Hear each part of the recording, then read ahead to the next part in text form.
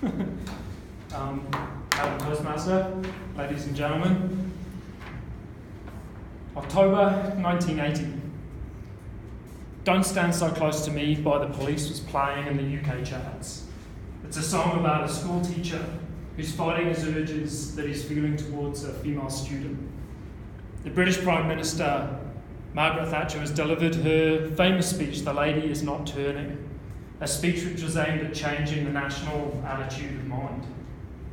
And it's the year that I was born. For me, this is my first Toastmaster speech, the icebreaker. I've called it, "Let Us Stand Together." I hope to take you on a chronological journey through my life, following a narrative of public speaking. I was born on the south coast of England, in the middle of a recession. My father was a mechanical engineer, and my mother was a stay-at-home mom. Despite the economic environment that was around in the UK at the time, we were a family that grew up without lack. My dad was a serious man. He was sharp as a tack, responsible, a humble man. My dad gave me a spirit of adventure that took me on many journeys.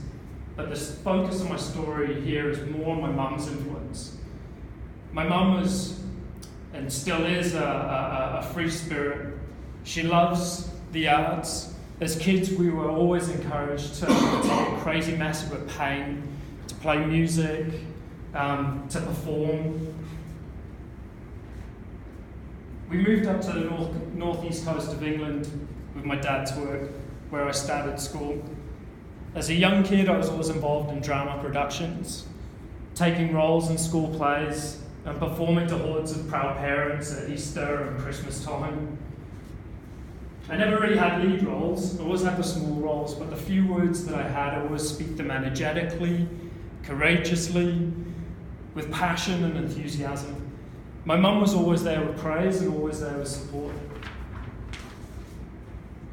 I enjoyed performing to the point that I even aspired one day to become a Hollywood actor. I really enjoyed being on a stage. I enjoyed that idea of being a Hollywood star.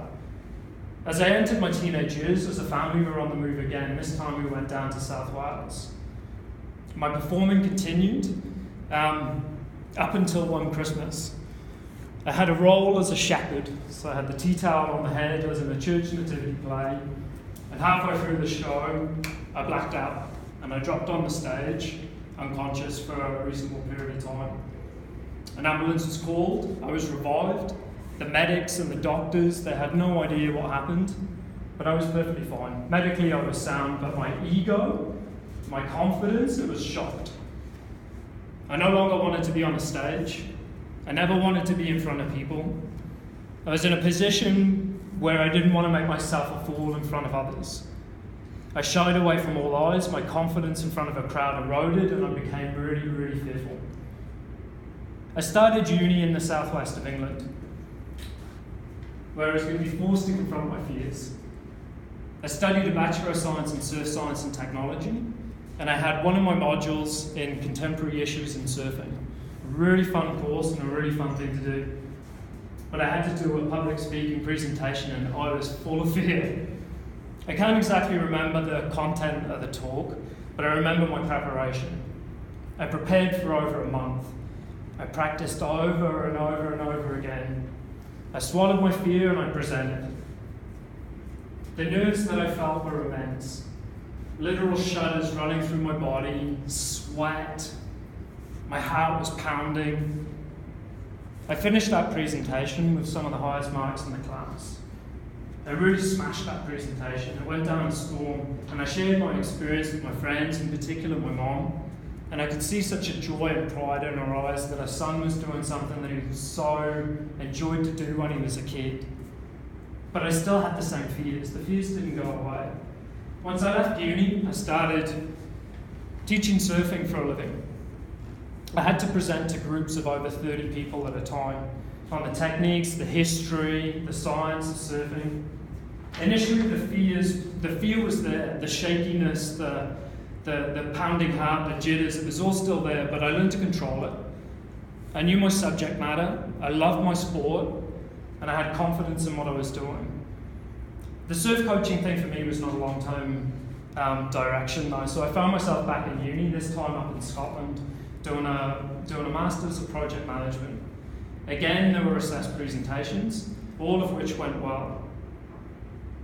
For all the improved skill and confidence that I'd learned or regained in my speaking, the fear was still there. The fear of failing, the fear of falling. One of the most privileged opportunities that I've encountered, however rare, has been when I've been asked to present something through my church circles. I find that when I get the opportunity to share my experience and my faith with people, well, I find such a satisfaction from being able to use my experiences, my words and my speech to convey something that moves, that strengthens, or encourages people is well worth me facing my fear.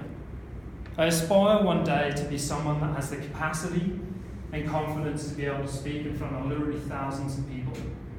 I hope to be able to fully control my fears, improve my skills, and deposit something meaningful on the earth. I see my desire as a great challenge. I've been fighting my fears over the years. Like the school teacher in the song, "Don't Stand Too Close to Me," has to fight his urges. Like the economy that I was born into, where Margaret Thatcher had to fight inflation, unemployment, and restore confidence in his society, we have to continue to fight our fears and fight for our dreams. I've been blessed to have a supportive family that's stood with me. We're blessed to be able to be in an organisation that allows us to come to Toastmasters. We all have our dreams for whatever reason it is that we're here. So to close in the words of Margaret Thatcher, let us stand together, for we shall not fail. Thank you.